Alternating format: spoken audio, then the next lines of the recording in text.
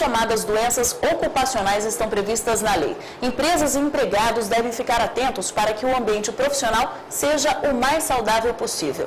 Esse é o tema de hoje do Justiça e Trabalho. Existem dois tipos de doenças de trabalho. Aquela adquirida por trabalhar em um local insalubre, em contato direto com péssimas condições de higiene, segurança e até mesmo com material tóxico, e as doenças que são causadas pela forma como o trabalhador executa suas atividades, como, por exemplo, a má postura para utilizar um simples mouse. Os riscos para exercer uma profissão são divididos entre físicos, químicos e biológicos. Nesse aspecto, tanto no risco químico como no físico como no biológico, você tem aquilo que se chama níveis de tolerância. O simples contato não quer dizer que a pessoa vai adoecer ou que ela, por causa daquilo, vai adoecer.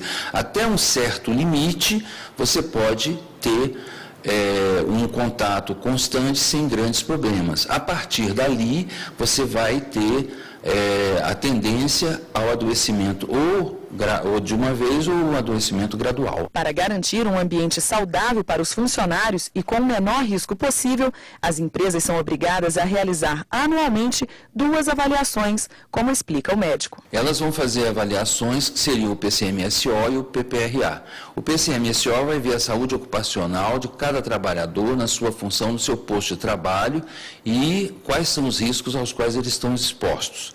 E o outro seria o de riscos ambientais, em que veria dentro dos postos de trabalho quais seriam os riscos ambientais, dos riscos que o ambiente oferece ao trabalhador e que atitudes a empresa deverá tomar para evitar esses riscos ou diminuí-los. Mas a responsabilidade para evitar acidentes e doenças no trabalho não é apenas do empregador. O empregado também deve cumprir com suas obrigações. E caso não use o equipamento de segurança disponibilizado pela empresa, poderá até ser demitido por justa causa.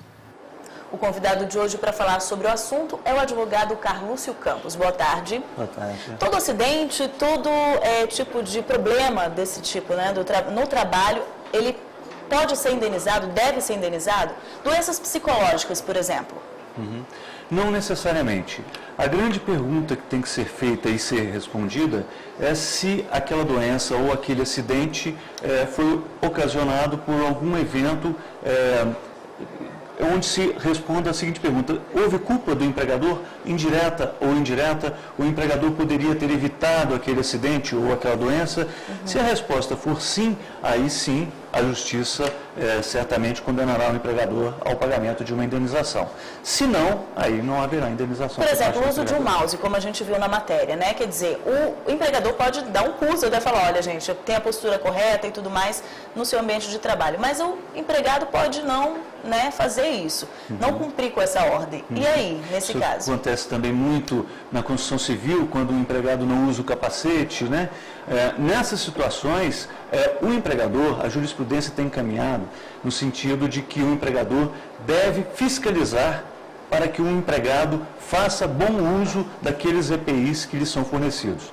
Se o empregador não fiscaliza a atividade do empregado, aí nós vamos entrar numa figura que se chama concausa, ou seja, uma causa concomitante, a causa recíproca de ambos. E aí, neste caso, também o empregador será obrigado a indenizar, mas o valor da indenização pode ser mitigado. Nós já temos uma pergunta das ruas, vamos lá?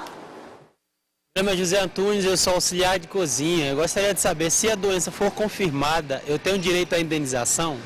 E como é esse processo de indenização? É aquilo que nós dissemos antes, nem sempre uma doença vai implicar numa obrigação do empregador de indenizar.